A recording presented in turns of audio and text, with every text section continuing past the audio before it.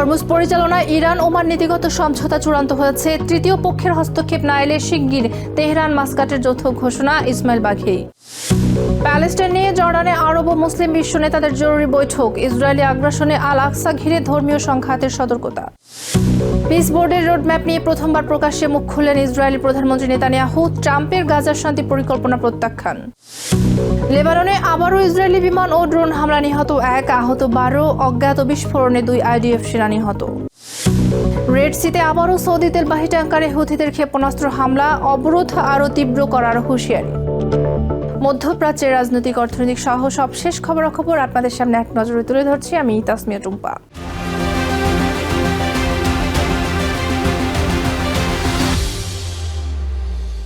Hormuz প্রণালীতে নতুন একটি নৌপথের ভৌগোলিক সীমানা ও বৈশিষ্ট্য নির্ধারণে নীতিগত সমঝোতায় পৌঁছেছে ইরান ও ওমান। বুধবার বিষয়টি নিশ্চিত করে ইরানের পররাষ্ট্র মন্ত্রণালয়ের মুখপাত্র ইসমাইল বাঘেই জানান, কোনো তৃতীয় পক্ষ হস্তক্ষেপ না করলে শিগগিরই এ বিষয়ে দুই দেশ যৌথ ঘোষণা দেবে। বাঘেই বলেন, যদি কোনো তৃতীয় পক্ষ এই প্রক্রিয়ায় বাধা না দেয় তবে প্রধান বিবেচ্য বিষয় এবং বোঝাপড়ার মূল বিষয় সম্বলিত দুই দেশের মধ্যকার যৌথ বিবৃতিটি পর্যালোচনা ও খসড়া তৈরির চূড়ান্ত পর্যায়ে রয়েছে। তবে এই সমঝোতা হলেও পুরো প্রণালীতে নিরাপদ নৌ চলাচলের শতভাগ নিশ্চয়তা তৈরি হয়নি বলে সতর্ক করেছেন তিনি। ইরানি মুখপাত্রের মতে, এই অঞ্চলে আমেরিকার সামরিক তৎপরতা, নৌ অবরোধ ও নেতিবাচক হস্তক্ষেপই মূলত হরমুজ প্রণালীর সার্বিক নিরাপত্তার জন্য প্রধান হুমকি। পূর্ব জেরুজালেম ও সেখানকার পবিত্র স্থানগুলোতে ইসরায়েলের একতরফা পদক্ষেপ এবং আল আকসা মসজিদের ঐতিহাসিক স্থিতি পরিবর্তনের চেষ্টার বিরুদ্ধে সোচ্চার হয়েছে আরব ও মুসলিম বিশ্ব। জেরুজালেম ইস্যুতে বুধবার যৌথ কূটনৈতিক কৌশল নির্ধারণে জর্ডানের রাজধানী আম্মানে অনুষ্ঠিত হয়েছে পররাষ্ট্রমন্ত্রী পর্যায়ের বৈঠক। সম্মেলনে অংশ নেওয়া নেতারা আল আকসা মসজিদের সুরক্ষা নিশ্চিত করার পাশাপাশি অবিলম্বে ইসরায়েলি আগ্রাসন বন্ধের তাগিদ দিয়েছেন। অন্যথায় পুরো অঞ্চলে বড় ধরনের ধর্মীয় সংঘাত ছড়িয়ে পড়তে পারে বলে সতর্ক করেছেন তারা।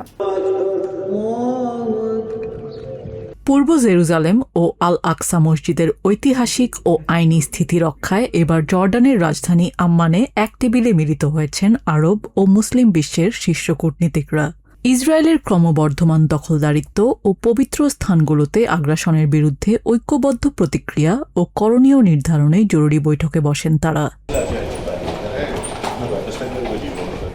জর্ডানের পররাষ্ট্রমন্ত্রী আইমান আল সাফাদির আমন্ত্রণে আয়োজিত এই বৈঠকে যোগ দেন সৌদি আরব, ইজিপ্ট, কাতার, তুর্কি, পাকিস্তান, ইন্দোনেশিয়া ও মালয়েশিয়া সহ বিভিন্ন দেশের প্রতিনিধি এবং আরব লীগের মহাসচিব। বৈঠকে আয়োজক দেশ জর্ডান সতর্ক করে জানায়, উগ্রপন্থীদের ক্রমবর্ধমান অনুপ্রবেশ ও বসতি সম্প্রসারণের কারণে নজিরবিহীন হুমকির মুখে পড়েছে আল আকসা, যা পুরো অঞ্চলে বড় ধরনের ধর্মীয় সংঘাত উস্কে দিতে পারে বলে সতর্ক করেন জর্ডানের পররাষ্ট্রমন্ত্রী আইমান সাফাদি। এই বিপদ ছড়িয়ে পড়লে তা থামানো অসম্ভব হয়ে পড়বে, তাই আমরা সতর্কবার্তা দিচ্ছি এবং আন্তর্জাতিক সম্প্রদায়কে দ্রুত কার্যকর পদক্ষেপ নেওয়ার আহ্বান জানাচ্ছি, যাতে জেরুজালেম ও সেখানকার পবিত্র স্থানে ইসরায়েলি লঙ্ঘন বন্ধ হয়, ওয়েস্ট ব্যাংকে তাদের দখলদারিত্বের নীতি স্থগিত হয় এবং গাজার বিপর্যয় কাটিয়ে পুরো অঞ্চলে শান্তি ও নিরাপত্তা ফিরে আসে। বৈঠক থেকে গাজায় ইসরায়েলি সামরিক আগ্রাসনের তীব্র নিন্দা জানিয়ে স্থায়ী শান্তির জন্য আন্তর্জাতিক সম্প্রদায়কে নিজেদের দায়িত্ব পালনের আহ্বান জানায় সৌদি আরব। আমরা গাজা উপত্যকায় ইসরায়েলি সামরিক লঙ্ঘনের তীব্র নিন্দা জানাচ্ছি, যা শান্তি প্রক্রিয়াকে সরাসরি চ্যালেঞ্জ করে। একই সাথে গাজা ও ওয়েস্ট ব্যাংকে চলমান সংঘাত বন্ধে এবং ধর্মীয় স্থানগুলোর সুরক্ষায় বিশ্ব সম্প্রদায়কে বাস্তবসম্মত পদক্ষেপ নেয়ার আহ্বান জানাচ্ছি। আম্মানের এই বিশেষ জরুরি বৈঠকে 9টি আরব ও আমন্ত্রিত 4টি মুসলিম দেশের পররাষ্ট্রমন্ত্রী ও প্রতিনিধিরা অংশ নেন। সম্মেলন শেষে যৌথ বিবৃতিতে পূর্ব জেরুজালেমকে প্যালেস্টাইনের অবিচ্ছেদ্য অংশ উল্লেখ করে ইসরায়েলের একতরফা সব সিদ্ধান্ত প্রত্যাখ্যান করা হয়। একই সাথে 1967 সালের সীমানার ভিত্তিতে পূর্ব জেরুজালেমকে রাজধানী করে স্বাধীন প্যালেস্টাইন রাষ্ট্র গঠনের দাবি পুনর্ব্যক্ত করেন আরব ও মুসলিম নেতারা। নিজিয়া জামি, TVN24 news desk. President Donald ট্রাম্পের পিস বোর্ডের প্রস্তাবিত গাজার শান্তি পরিকল্পনার খসড়ায় সম্মতি জানায়নি ইসরায়েলি প্রধানমন্ত্রী বেঞ্জামিন নেতানিয়াহু। এক ভিডিও বার্তায় তিনি বলেন, হামাসের নিরস্ত্রীকরণ সম্পন্ন না হওয়া পর্যন্ত ইসরায়েলি বাহিনীর বিদ্যমান অবস্থান প্রত্যাহার করা হবে না। মঙ্গলবার ইনস্টাগ্রামে এই বার্তা দেন ইসরায়েলি প্রধানমন্ত্রী। সম্প্রতি বোর্ড অব পিস ট্রাম্পের গাজার শান্তি পরিকল্পনা বাস্তবায়নে দ্বিতীয় ধাপের রোড ম্যাপ প্রকাশের পর প্রথমবার প্রকাশ্যে মুখ খুললেন ইসরায়েলি প্রধানমন্ত্রী। নেতানিয়াহু জানান, ওয়াশিংটন যে খসড়া পাঠিয়েছে তাতে তেল আভিভের আপত্তি রয়েছে এবং ইসরায়েলের নিরাপত্তা নিশ্চিতের শর্ত জানিয়ে পাল্টা মন্তব্য পাঠানো হয়েছে। এছাড়া সেনা সুরক্ষায় প্রয়োজনীয় সব ব্যবস্থা নেয়ার নির্দেশ দিয়েছে ইসরায়েল। প্রেসিডেন্ট ট্রাম্প এবং তার দল মনে করেন তারা হামাসকে নিরস্ত্রীকরণ ও গাজাকে বেসামরিক করে গড়ে তুলতে পারবেন। আমরা বিষয়টি খতিয়ে দেখছি। তারা আমাদের একটি খসড়া পাঠিয়েছিলেন, আমরা তাতে সম্মত হইনি, কারণ সেটি আমাদের খসড়া ছিল না। আমরা আমাদের মতামত তাদের পাঠিয়েছি। গণমাধ্যমে প্রচার শুরুর আগেই আমরা আমাদের প্রতিক্রিয়া পাঠিয়েছিলাম। লেবাননে আবারও বিমান ও ড্রোন হামলা চালিয়েছে ইসরায়েলি বাহিনী। বুধবার দেশটির দক্ষিণাঞ্চলীয় শহর তিবনিনে চালানো এই হামলায় অন্তত 1 জন নিহত এবং 12 জন আহত হয়েছেন। লেবাননের রাষ্ট্রীয় সংবাদ সংস্থা জানায়, সেখানকার একটি কবরস্থানের প্রার্থনা কক্ষের ছাদ লক্ষ্য করে এই হামলা চালানো হয়। এছাড়া এলাকাটিতে এদিন ক্লাস্টার বোমার বিস্ফোরণ ও বনাঞ্চল অগ্নিকাণ্ডের ঘটনাও ঘটে। ইসরায়েলি সামরিক বাহিনী আইডিএফের দাবি, হিজবুল্লাহর চুক্তি লঙ্ঘনের জবাবে এই হামলা চালানো হয়েছে। অন্যদিকে মাজদাল সেলম গ্রামে অজ্ঞাত এক বিস্ফোরণে 2 ইসরায়েলি সেনা নিহত, বেশ কয়েকজন আহত হয়েছেন।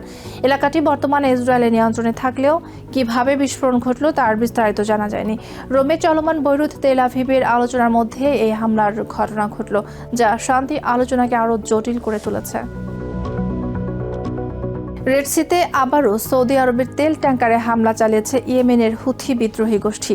বুধবার হুথি মুখপাত্র ইয়াহিয়া সারিয়া জানান, সৌদি আরবের ইয়ানবু বন্দরের কাছাকাছি তাদের তেলবাহী ট্যাঙ্কার ওয়াফায় বেশ কয়েকটি ব্যালিস্টিক ক্ষেপণাস্ত্র দিয়ে নিখুঁত হামলা চালানো হয়েছে। গত 22 জুলাই থেকে শুরু হওয়া নৌ অবরোধের পর এটি তাদের লক্ষ্যবস্তু করা 8ম সৌদি ট্যাঙ্কার। হামলার সুনির্দিষ্ট সময় না জানালেও সৌদি জাহাজগুলোর বিকল্প পথ ব্যবহারে বাধা দিতে অভিযান আরও জোরালো করার হুমকি দিয়েছে হুথি মুখপাত্র। এর আগে মঙ্গলবার রেড সিতে সৌদি তেলবাহী ভারতীয় একটি জাহাজে হামলা চালানো হয়েছিল। ক্ষতিগ্রস্ত জাহাজ থেকে 1 ইয়েমেনি এবং 13 জন ভারতীয় নাবিককে অক্ষত অবস্থায় উদ্ধার করা হয়।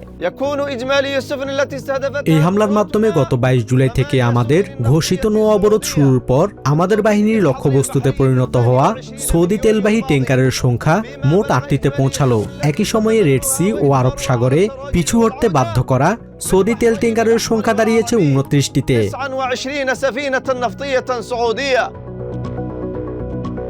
এক নজরে প্রতিদিন মধ্যপ্রাচ্যের খবর জানতে চোখ রাখুন টিভিএন 24 নিউজ নেটওয়ার্কের ইউটিউব ও ফেসবুক পেজে।